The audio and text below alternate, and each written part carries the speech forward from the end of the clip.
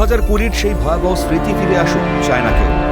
তাই যখন দেশ জুড়ে করোনা ভাইরাসের দাপট বাড়ছে, তখন জেলায় জেলায় শহরেও যেন সেই সাবধানতা অবলম্বন করতে দেখা যাচ্ছে অনেককেই। রাজ্যে এখনো পর্যন্ত করোনা আক্রান্ত মোট 14 জন, যার মধ্যে কলকাতা থেকে করোনায় আক্রান্ত বর্তমানে 6 জন। এবার কলকাতা পুরসভার স্বাস্থ্য বিভাগের বৈঠকেও ডেপুটি মেয়র অতীন ঘোষ আলোচনা করলেন করোনা নিয়ে।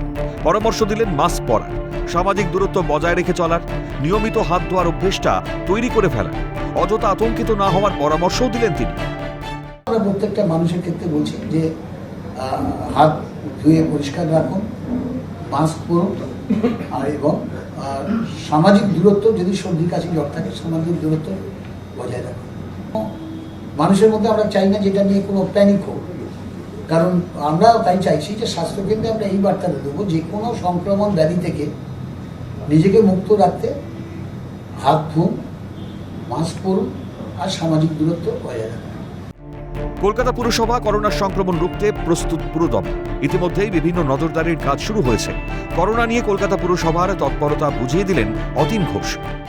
কেন্দ্রীয় সরকারের তথ্য অনুযায়ী 1200-র মতো আক্রান্ত সারা ভারতবর্ষে, দেশে 1200-র মতো আক্রান্ত হয়েছে। সরকারের তথ্য অনুযায়ী এখনো পর্যন্ত 14 জন আক্রান্ত হয়েছে পশ্চিমবঙ্গে, এখনো পর্যন্ত 4 জন আক্রান্ত হয়েছে। এবারে যে কোভিডের যে সংক্রমণ, আতঙ্কিত হওয়া সবার আগে মানা, তথ্য জানুন, সতর্ক হন। মনে আতঙ্ক মানসিক স্বাস্থ্যকে দুর্বল করে দেয়, বরং আগে ভাগে সতর্ক থাকাটা করোনার জন্য মূলত দরকার মত বিশেষজ্ঞদের। কেন্দ্র এবং রাজ্য সরকারের রিপোর্ট তুলে ধরে অতীন ঘোষ জানিয়েছেন, দেশে করোনা আক্রান্তের সংখ্যা ছাড়িয়েছে 1200। জানা যাচ্ছে এবার শহরে করোনায় আক্রান্ত এক অধ্যাপক চিকিৎসক। করোনা আক্রান্ত আরজিকর মেডিকেল কলেজ ও হাসপাতালের অধ্যাপক চিকিৎসক সাবিনা শাবনাম আরা। এছাড়াও জানা গিয়েছে, কলকাতার বাইপাসের ধারে একটি বেসরকারি হাসপাতালে ভর্তি 6 জন। কাকুরগাছির একটি হাসপাতালে এক মা ও সদ্যজাত শিশু ভর্তি রয়েছে। বগরাহাটে আক্রান্ত 2 জন, তবে আপাতত তারা বাড়িতেই আছেন। মেডিকেল কলেজে ভর্তি রয়েছেন 2 জন।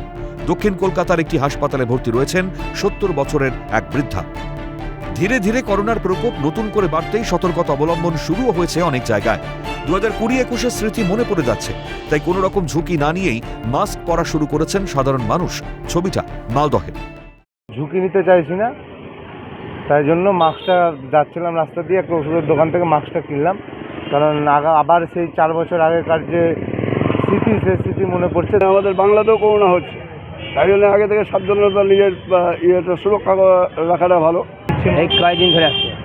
কেন মনে হচ্ছে করোনা বাড়ছে? ওই মনে হয় বাড়ছে, আসছে মনে হয়। অনেকবার দাও, একটা মাছ দাও।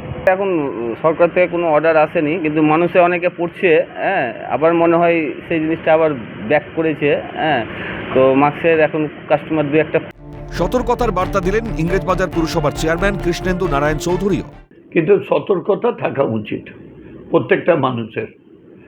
আমরা এখন যদি হেলায় ফেলে দিই তো যে কোনো কারণে অ্যাটাক হতে পারি। তারপরে কোনো জন্য আমরা বলবো যে প্রিভেনশন, স্যানিটাইজার ইউজ করা, মাস্ক লাগানো, এটা করলে অনেক বেটার হবে।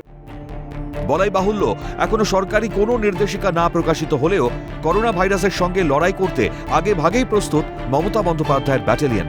মঙ্গলবার তাই জনস্বাস্থ্য স্বার্থে যথাযথভাবে ব্যবস্থা গ্রহণ করার আশ্বাস কলকাতা পুরসভার ডেপুটি মেয়রের। ক্যামেরায় পুষ্পা দেবনাথের সঙ্গে খালেদ জামাল, মফিজুল ইসলাম ও সমক লাহিড়ীর রিপোর্ট, ক্যালকাটা নিউজ।